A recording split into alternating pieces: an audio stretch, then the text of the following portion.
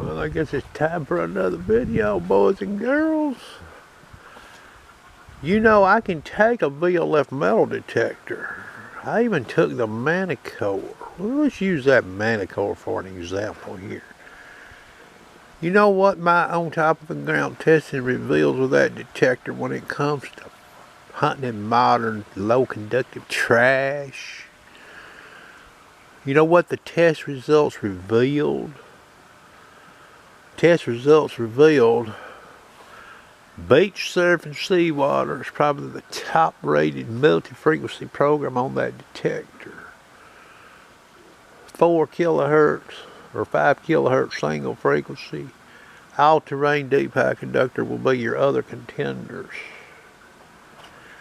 So I can actually do on top of the ground tests. And oh, Mr. Dankowski has said as much.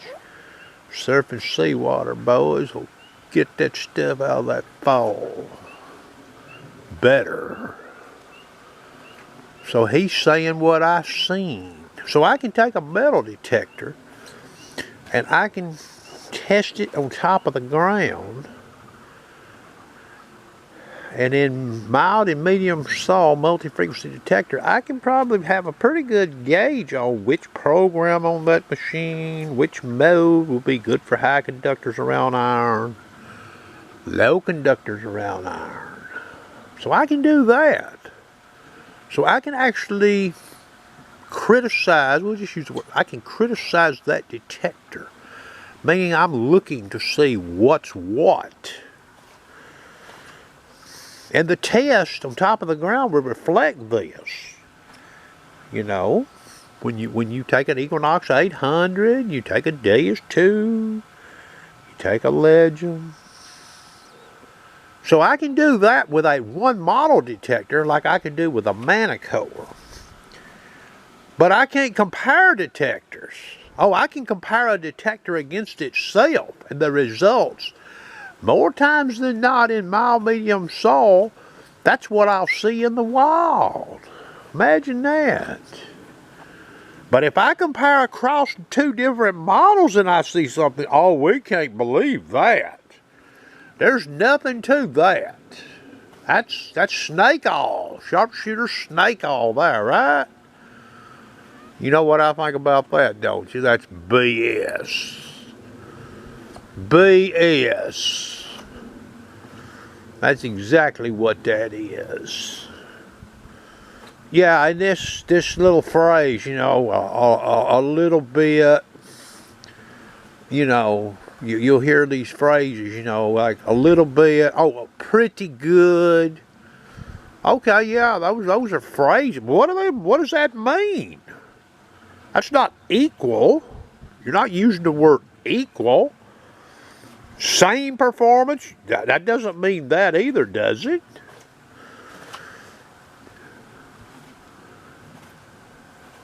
Yeah, there are differences, okay? These manufacturers, you know, the ones that are being honest, they know this, okay? I'd say some of these manufacturers have these other companies' models in there. They'd be stupid not to, if you ask me. But there is some ingenuity that's went on with these metal detectors, okay? Manticore's got some ingenuity in it. The tones on that machine is some ingenuity, okay? That's an improvement over the Equinox 800, okay? The Manticore. That depth audio tone, prospecting tone, that's an advancement, okay? That depth audio, that prospecting tone, you could hear a target on the beach, for example, a deeper target. Using that audio, you might miss in normal tones. It's more alertive. Oh, it sees the target in normal. The problem is it's got to get it to your ear to alert the user. So that's another, you know, that's another issue with a metal detector. Oh, and speaking of which, you know, there's more to this than one detector seeing a target and another one not seeing it. Okay, that's one thing. Yeah, that could happen. That could happen. But when you're talking about selective digging. If you're just a dig-all person, I don't guess it would matter, but, you know, selective digging. The Minelab company, believe it or not, you know, they got popular in the United States. Why did they get popular in the United States? You know exactly why they got popular in the United States. Because a person had a better than average idea compared to many other models what was under the coal before they dug it. So yeah, you can have one model C-ified and another model C-defined, but the question is, which one's given the more accurate information? That's another factor. It's not necessarily one, they're both seeing it. That's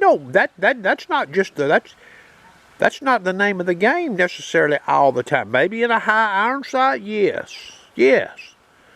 Yeah, high iron site, yeah, what you want a detector to do in a high iron site is to see, alert you to the non-ferrous. But there's other detecting scenarios where that's not the goal of the user. The user wants to hear the target and have an idea what it is. Conductivity level, or maybe even coin denomination level in the United States, maybe some other countries. So, you know, it's not one, you know, I see this Lauren fella, you know, well, one's seeing it, one's not, and where's the evidence and all that. Well, I got news for you.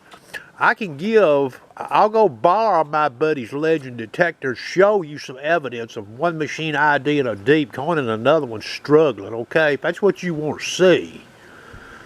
I done seen it.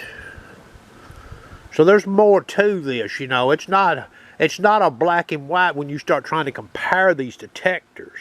I've never said that in the first place. It's on a sliding scale depending on what you're looking at with a detector. It's not that one machine is necessarily not seeing a target the other one is, but there is instances where that can happen.